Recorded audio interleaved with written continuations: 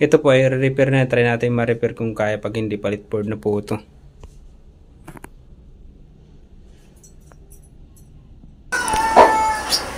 So ayan, natapos na natin repairin. So tumatakbo na po siya. So wala na po siyang error mga kalukban.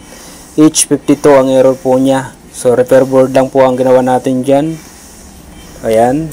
Yan po yung ating repair dyan sa board na yan. So maraming salamat sa pagkataon pinagkalob sa atin, lalo na sa ating mga kalaman, mga kalukban. So hanggang dito na lang video natin. Di natin pabahain ang ating video.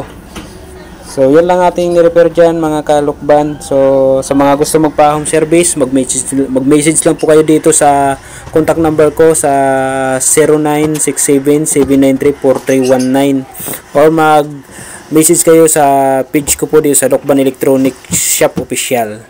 So atin nang tatakpan yung ating ginagawang washing machine. Ang brand po nito ay Panasonic Inverter. Maraming salamat. Hanggang dito na lang po ang ating video. Thank you.